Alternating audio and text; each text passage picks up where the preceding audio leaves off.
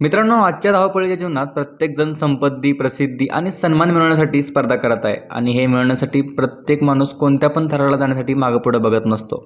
भले त्यासाठी याला रक्तासोबत खेळावं लागलं तरी पण त्याला काही हरकत नसते. आणि मंडळी, अशीच एक घटना इंडोनेशिया या देशात घडली आहे.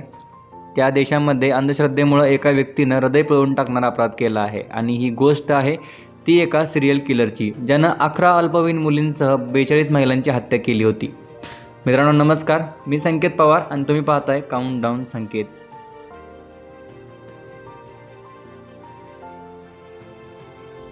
मित्रांनो, अंधश्रद्धेपोटी या व्यक्तीनं प्रत्येक महिलेला क्रूरपणे ठार केलं होतं. 10 जानेवारी 1949 रोजी मेदान, उत्तर सुमात्रा, इंडोनेशिया या मुस्लिम बहु देशात जन्मलेल्या अहमद सुरज्जी या ब्लॅक मॅजिक किलर या नावानं ही ओळखला जायचा. मित्रांनो, अहमद ज्याला आपला बळी बनवायचा त्याचा अर्धा मृतदेह जमिनीखाली दफन करायचा आणि अर्धा भाग वर ठेवायचा आणि त्यावर असलेल्या वरील शरीरावर तो तंत्रविद्या करायचा. खरं तर अहमद सुरज्जी हा व्यवसायानं तांत्रिक होता, ज्यात त्यानं काही दिवसांनी महिला आणि मुलींना आपली शिकार बनवायला सुरुवात केली. या तांत्रिकानं चक्क 17 ते 40 वर्षातल्या महिलांना आपला बळी बनवलं. मंडळी, अहमद सुरज्जी हा अनेक वर्षापासून जादू टोण्याच्या व्यवसायात होता आणि त्यानं अनेक लोकांना समस्या घेऊन त्याला लोक जेव्हा भेटायला येत होती तेव्हा समस्या जाणून घेण्यासाठी येण्याला बहुतेक वेळा त्याच्याकडं महिला आणि मुलींचं स्त्रियांचं प्रमाण जास्त होतं. आणि या स्त्रिया अहमदला तिच्या पतीला किंवा प्रियकराला आपल्यामध्ये वश करण्यासाठी तसंच सुंदर दिसण्यासाठी टिप्स घ्यायला त्याला घरी बोलवत होत्या. आणि यानंतर हळूहळू योग्य वेळेची संधी बघून अहमदनं दृष्टकृत्य करायला सुरुवात केली. त्यानं आपल्या या कामाला 10 वर्ष झाली होती आणि कोणाला देखील त्याचा संशय देखील आला नव्हता. परंतु जेव्हा लोकांना त्याच्यावर संशय आला तेव्हा 30 एप्रिल 1997 रोजी त्याला मेदान, सुमात्रा येथे अटक देखील करण्यात आलं होतं. त्यानंतर जेव्हा त्याच्या घराची तपासणी केली तेव्हा त्याच्या घरातून डझनभर मृतदेह सापडले होते. मंडळी, त्याच्यावर संशय येण्यामागचं कारण होतं ते म्हणजे त्याला अटक केली गेली होती आणि त्याच्या ठीक एक आठवडा आधी 24 एप्रिल रोजी केमला नावाच्या 21 वर्षीय तरुणीचा मृतदेह शेतात सापडला होता. तपासादरम्यान असं लक्षात आलं होतं की तांत्रिक अहमदला भेटण्यासाठी आली होती आणि जेव्हा पोलिसांनी अहमदला तिच्याविषयी विचारलं तेव्हा अहमदनं तर त्याला ओळखण्यास देखील नकार दिला होता. परंतु जेव्हा पोलिसांनी त्याच्या घराची पडताळणी केली तेव्हा पोलिसांना त्याच्या घरातून केमालाची पर्स आणि इतर सामान सापडलं आणि यानंतर मग त्याने या दुष्कर्माची कबुली दिली. अटकेनंतर केलेल्या चौकशीमध्ये अहमद सुरज्जी याने आपल्या गुन्ह्याची कबुली दिली तेव्हा पोलिसांना जोरदार धक्का बसला होता.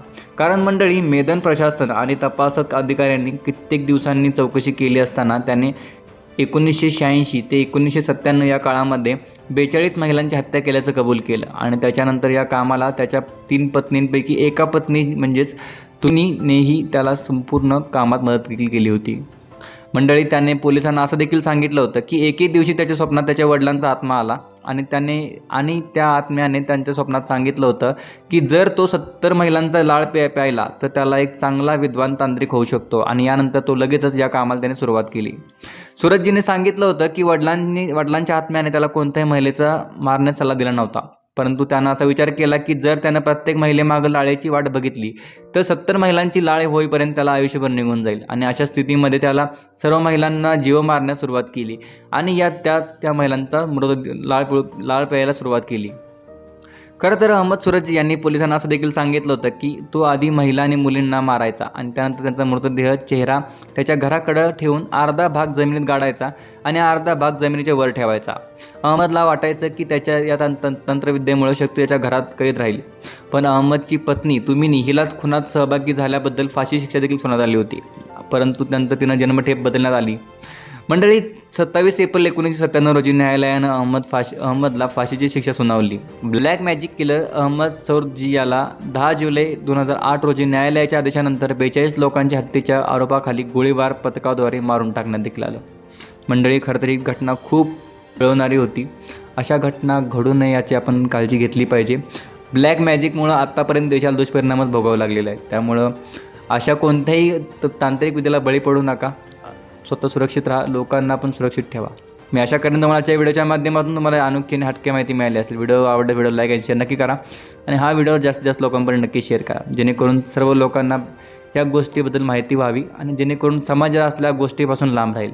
लवकरच भेटू अनेक माहितीपूर्ण व्हिडिओसोबत. तोपर्यंत बघत राहा काउंटडाऊन संकेत.